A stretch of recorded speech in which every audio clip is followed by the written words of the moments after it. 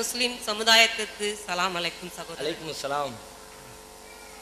நம்ம சமுதாயத்துல பாத்தீங்கன்னா பெண்கள் முக்காடு போடுவது காரணம் என்ன? முக்காடு பர்தா போன்ற கட்டுப்பாடு ஏன்? நல்ல ஒரு அவங்க துறை சார்ந்த ஒரு கேள்வியை தான் கேட்டிருக்கிறாங்க. என்னன்னா, நாங்கள்லாம் ஆடை அணிகிறோம், எப்படி அணிகிறோம், முஸ்லீம்கள் ஆடை அணிகிறீங்க எப்படி? முக்காடு போட்டு பர்தா போட்டு டோட்டலாக ஃபுல்லாக கவர் பண்ணி முகமும் கையும் மட்டும்தான் தெரியுது, இது மாதிரி போட வேண்டிய தேவை என்ன அப்படின்னு கேட்குறாங்க. சில பேர் முகத்தை கூட மூடிக்கிட்டு இருக்கிறாங்க. அது இஸ்லாம் சொல்லலை, அது எல்லை மீறிய கட்டுப்பாடு. ஓவரா கட்டுப்பாடாக இருக்கிறோங்கிற பேரில் அதிகபட்சமான கட்டுப்பாடை கொண்டு போயிட்டாங்க. அப்படி சொல்லலை, முகம் திறந்துருக்கணும், இந்த கைகள் முன்கைகள் சாமான் வாங்குறதுக்கு கொடுக்குறதுக்கு அது பயன்படணும். இந்த முகத்தையும் முன்கையையும் தவிர மற்ற எல்லா பகுதிகளையும் மறைத்து கொள்ள வேண்டும் என்று குர்ஆன் எங்களுடைய பெண்களுக்கு கட்டளை இடுகிறது. எந்த அடிப்படையில் இந்த கட்டளை முன்வைக்குதுன்னா, ஆண் பெண்ணுடைய உணர்ச்சிகள் அடிப்படையில் சொல்லப்பட்ட விஷயம்தான். ஆணுக்கு ஒரு விதமான உணர்ச்சி, பெண்ணுக்கு ஒரு விதமான உணர்ச்சி. பெண்ணை பொறுத்த வரைக்கும் ஆணை ஈர்க்கிற விதமாகத்தான் பெண்களை இறைவன் உலகத்திலே படைத்திருக்கிறார். அது ஒரு நன்மைக்காக படைத்திருக்கிறார். அப்படி ஈர்த்தாதான் குடும்ப வாழ்க்கையில ஈடுபடுவாங்க, அப்படி ஈர்த்தாதான் உயிர்கள் ஜனிக்கும், அப்படி ஈர்த்தாதான் உலகத்தில் உயிர்கள் பெருகும். அந்த ஈர்ப்பு இல்லைன்னு சொல்லி சொன்னா அது மாதிரி அந்த ஒட்டுறவு இல்லாமல் போயிடும். அதுக்காக வேண்டிய ஒரு நல்ல நோக்கத்துக்காக ஆண் பெண் இன ஈர்ப்பை, பாலியல் ஈர்ப்பை கடவுள் ஏற்படுத்தி வைத்திருக்கிறார். இப்ப இந்த ஈர்ப்பு எப்படியெல்லாம் ஏற்படுது? பெண்களை பொறுத்த வரைக்கும் ஈர்ப்பு என்பது பெரும்பாலும் தொடு உணர்ச்சியினால் தான் ஏற்படும். அறிவியலே அதுதான் சொல்லு. பெண்கள் பார்த்த பார்வையிலேயே டக்குன்னு பரவசம் அடைஞ்சிட மாட்டாங்க. பார்த்த உடனேயே பாரதூரமான சிந்தனைகள்லாம் மூளையில வேலை செய்ய ஆரம்பிச்சிடாது. ஆனா ஆம்பளைங்களை பொறுத்த வரைக்கும் பார்த்தாலே போதுமானது. பார்த்தாலே ஒரு கிளுகிழப்பு, ஒரு விதமான சிந்தனை, பாலியல் எண்ணம். அதனால தானே நாட்டில் எடுக்கிற திரைப்படங்கள்ல பூராவே பொம்பளை அறகுறையா காட்டித்தானே ஆம்பளை இருக்கிறான்.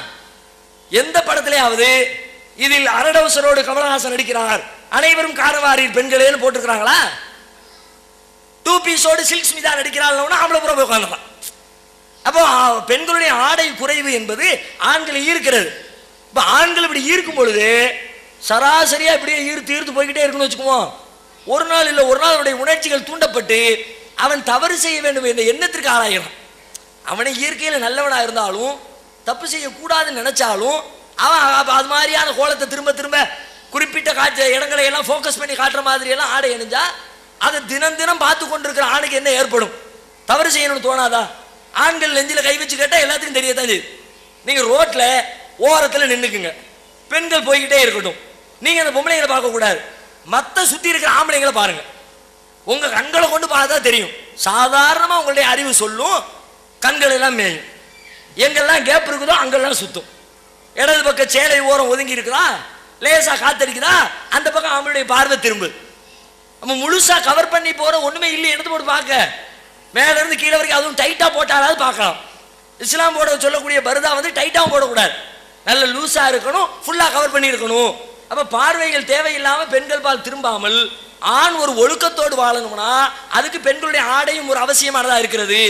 தங்களை தேவையற்ற முறையிலே தங்களுடைய உடல் உறுப்புகளை அங்க அவயங்களை வெளிப்படுத்தாமல் இருக்க வேண்டும் என்பது நமக்கு தெரிகிறது அனுபவபூர்வமாகவே.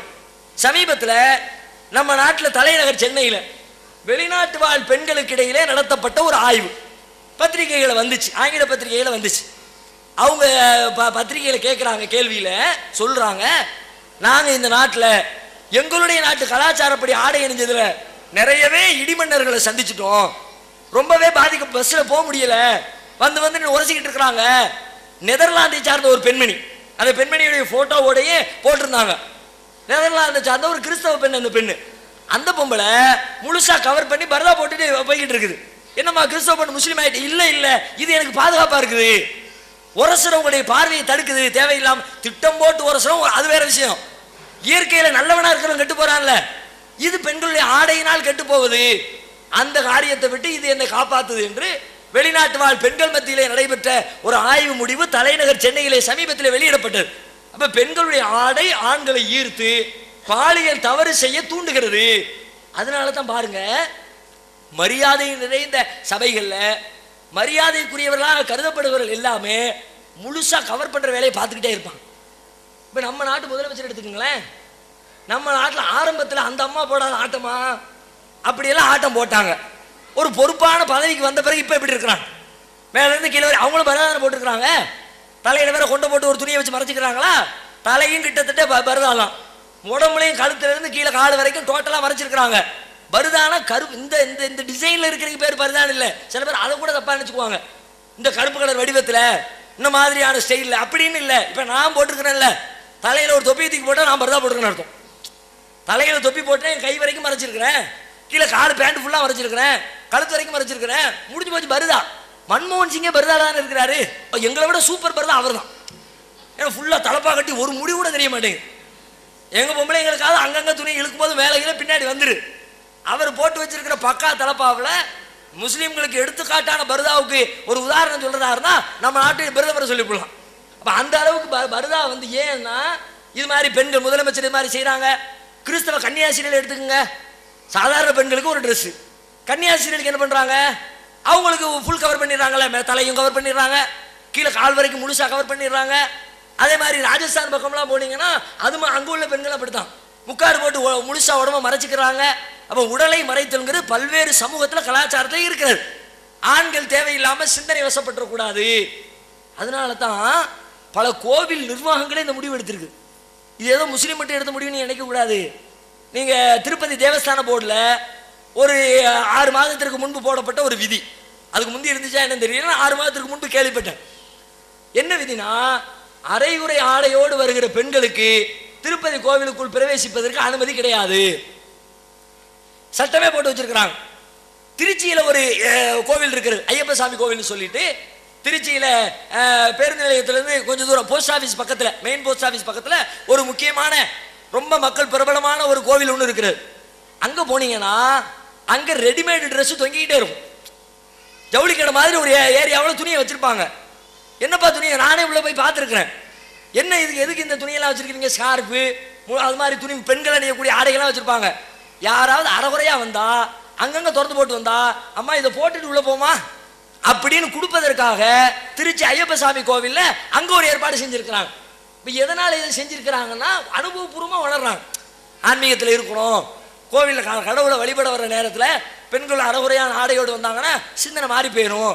கடைசியில் அது ஒரு சினிமா தேட்டர் மாதிரியான ஒரு பாலியல் கசமுசாக்கள் நடக்கிற மாதிரி கெட்டு போன ஒரு சமூகமாக மாறி போயிடக்கூடாதுன்னு பல்வேறு கோவில்களில், ஏன் நம்ம மதுரை பக்கத்தில் இருக்க மதுரையில் பிரபலமான 1500 ஆண்டு கால மடம் இருக்குதே, ஆதீனம் மடம், மதுரை ஆதீனம் அருணகிரிநாதர். சமீபத்தில் பெரிய கலவரமே ஏற்பட்டுச்ச, பெண்ணுரிமை அமைப்புகள் எல்லாம் மடத்துக்கு முன்னாடி போய் நின்று போராடினாங்களே. என்ன போராட்டம், என் ட்ரெஸ் என் ரைட்ஸ், எனது ஆடை எனது உரிமை, நீ என்னையா சொல்றதுன்னு அருணகிரிநாதரை பார்த்து அவர் என்ன சொன்னாரு, வேற ஒன்றும் சொல்லல, டெல்லி கற்பழிப்பு வழக்க ஒட்டி பெண்கள் தங்களை பாதுகாத்துக்கணும்னா இது மாதிரி ஃபுல்லா கவர் பண்ணிட்டு போங்கம்மா, தேவையில்லாம நீ அறகுற ஆடையை போட்டுட்டு போறதுதான் இது மாதிரி பிரச்சனைகளுக்கு காரணமாகி விடுகிறது என்று பல வருடங்களாக இந்து மதத்துடைய சொற்பொழிவாளராக ஆன்மீகவாதியாக இருக்கிற அருணகிரிநாதர் சமீபத்தில் தனது கருத்தை வெளியிட்டார். அப்ப அத்தனை மேல்மட்டத்தில் இருக்கிற மக்களும் இதை அனுபவபூர்வமாக ஒத்துக்கொள்கிறார்கள். நியாயத்தை விரும்புகிறவர்கள், இந்த பாலியல் ரீதியான குற்றங்கள் குறைய வேண்டும் என்று ஆசைப்படுகிற அத்தனை பேருமே இதை ஏற்றுக்கொண்டிருக்கிறார்கள். அதனால இது மாதிரியான ஒரு இதை செய்யும் பொழுது அது உங்களையும் அறியாமல் உங்களுக்கு ஒரு கேடயமாக ஒரு பாதுகாப்பாக அமைந்து விடுகிறது. அது அந்த கருத்தின் அடிப்படையில் தான் ஃபுல்லாக கவர் பண்ணிட்டு போங்க. ஏன் இதை கேள்வியா வருதுன்னா, சில பேர் எப்படி கொண்டு போயிடறாங்க தெரியுமா, இந்த ஆடையை வச்சுக்கிட்டு ஏதோ பெண்கள் கொடுமைப்படுத்துற மாதிரி அடிமைப்படுத்துறாங்க. இஸ்லாத்தில் பெண்களுக்கு உரிமை இல்லை, சுதந்திரமா ஒரு ட்ரெஸ் போடுறதுக்கு அவங்களுக்கு விருப்பம் இல்லையா, அனுமதி இல்லையா அப்படிங்கிற மாதிரி அவங்களுடைய உரிமையை பறிச்சுட்டு தான் நினைக்கிறாங்க. இதுல உரிமை பறிப்புக்கு வேலையே கிடையாது. லேசா இடுப்பை மட்டும் திறந்து போட்டு போனதுனால என்ன உரிமை கிடைச்சிருச்சு, கழுத்தை திறந்து போட்டு போயிட்டாங்க, பின்பக்கத்தில் கொஞ்சம் திறந்து போட்டு போயிட்டாங்க, லெஃப்ட் சைடில் கொஞ்சம் ஓப்பன் பண்ணிட்டாங்க, என்ன கிடைச்சிருச்சு, மூடிக்கிட்டு போனதுனால என்ன இழந்துருச்சு, மூடிட்டு போன பிரதமரா இல்லையா, மூடிக்கிட்டு உட்கார்ந்துருக்கிற அம்மா முதலமைச்சரா இல்லையா. அப்ப இதுவெல்லாம் அவங்களுடைய முன்னேற்றத்தை தடுக்கிறது இல்லை. பாதுகாப்பு, ஆம்பளைன்னா இப்படிதான் இருக்கிறான், பொம்பளைன்னா இப்படிதான் இருக்கிறாங்க. சில பேர் இந்த கற்பழிப்பு வழக்கு வந்துச்சு டெல்லியில, பெண்ணுரிமை அமைப்புகள் எல்லாம் அவங்க போராட்டத்துக்கு வந்து நின்னாங்க. டிவியில பார்த்தவங்களுக்கு தெரியும் எப்படிப்பட்ட ஆடைகள் தெரியுமா, அவ்வளவு இறுக்கமா ஆடை அணிந்து கொண்டு ஆடையில் எழுதப்பட்ட வாக்கியங்கள் எல்லாம் ஆம்பளைய தேவையில்லாம உசுப்பிப்பாங்க. டச் மீ, 18 வயசு பிள்ளையுடைய டிஷர்ட்ல எழுதப்பட்டிருக்கு touch me. Touch Meena touch பண்ணிடுவான், அதுக்கப்புறம் தொட்டுட்டான் இழுத்துக்கிட்டான்னா இப்போ தேவை இது அந்த ஆடையில் வர்ற சிக்கல் தானே இது. இது மாதிரி தேவையற்ற மாதிரியான அங்கங்களை அப்படி தூக்கி காட்டி கவர்ச்சி ஏற்படுத்துற மாதிரி இருந்தா இந்த சிக்கல் உருவாகும். சொன்னா நீங்கெல்லாம் கெட்டவனும் ஐயா, நாங்கெல்லாம் பொம்பளைங்களை அக்கா தங்கச்சி மாதிரி பார்ப்போம். எந்த பொம்பளையை பார்த்தாலும் எங்களுக்கெல்லாம் ரொம்ப நாங்களாம் பக்குவப்பட்டவங்க சில பேர். அது மாதிரி ஆட்களுக்கு நாங்கள் ஒரு அறைகூவல் முன் வச்சிருக்கிறோம். ஒரே ஒரு சின்ன டெஸ்ட், அறிவியல் பூர்வமான ஒரு டெஸ்ட். என்ன டெஸ்ட்? பெண்கள் நீங்கள் மேடையில் உட்காரணும், பெண்கள் போவாங்க அரைகுறை ஆடையோடு, சில பெண்கள் போவாங்க முழுமையாக தங்களை மறைத்து கொண்டு, சில பெண்கள் போவாங்க. உங்களை நாங்கள் டெஸ்ட்டுக்கு உட்படுத்துருவோம். ஒழுங்கா இருக்கிறீங்களா, சிந்தனை மாறாம. சில பேர் தலையாட்டிக்கிட்டு வந்தாங்க, இருந்துடுறோம்னா சும்மா வெளிப்படையாக கண்ணை வச்சு பார்க்கறது இல்லை, சும்மா இருக்கலாம்ல, ஒன்றும் தெரியாது அப்பா அது மாதிரி மூஞ்சி வச்சுக்கிட்டு இருக்கலாம்ல. நாங்கள் அந்த டெஸ்ட் வைக்கல, உங்களை மேடையில் உட்கார வச்சுட்டு உங்கள் மூளையில் கனெக்ஷனை கொடுத்து எல்லாத்தையும் கம்ப்யூட்டரில் ஜாயின் பண்ணி விட்டுருவோம். மூளைக்குள்ளே எந்த சுரப்பி என்ன வேலையை செய்யணும் கம்ப்யூட்டர் காட்டும். ஏன்னா நம்ம உடம்புல எது நடந்தாலும் சரி மூளையில் ஆர்டர் வராமல் நடக்காது. எனக்குள்ள ஒரு பாலியல் சிந்தனை வந்துச்சுன்னா ஒரு குறிப்பிட்ட ஏரியா இருக்குது, அது துடிக்க ஆரம்பிச்சா தான் அந்த வேலையை செய்யும். கையை தூக்குறேன்னா ஒரு ஏரியா வேலை செய்யுது, நான் சிரிக்கிறேன்னா ஒரு ஏரியா வேலை செய்யுது. உள்ளுக்குள்ள பொம்பளை பற்றி என்ன வந்துட்டா உள்ளுக்குள்ள வேலை மூளையில் ஒரு பக்கம் வேலை செய்யும். கரெக்டாக கம்ப்யூட்டர் காட்டி கொடுத்துரும். இந்த டெஸ்ட்டுக்கு தயாரானே கேட்டு பார்த்துட்டோம், ஒருத்தர் வரமாட்டாங்க. ஏன்? அறிவியல் பூர்வமாகவே நிரூபிக்கப்பட்டது. அதனால ஆம்பளைங்களை பொம்பளைங்க கெடுத்துறாம இருக்கிறதுக்கு பெண்களுக்கு ஆடை போட சொல்றோம். நீங்க அவங்களுடைய எண்ணத்தை கெடுப்பீங்க, அவங்க உங்களுடைய கற்பையும் மானத்தையும் சேர்த்து கெடுத்து ஒரு கட்டத்தில் உயிரையும் பறித்து விட்டு செல்லக்கூடிய சூழல் ஏற்பட்டுவிடக் கூடாது என்பதற்காக ஒரு கேடயத்தை போன்று, பாதுகாப்பு கவசத்தை போன்று அமைய வேண்டும் என்ற நோக்கத்தில் தான் இது ஏற்படுத்தப்பட்டிருக்கிறது.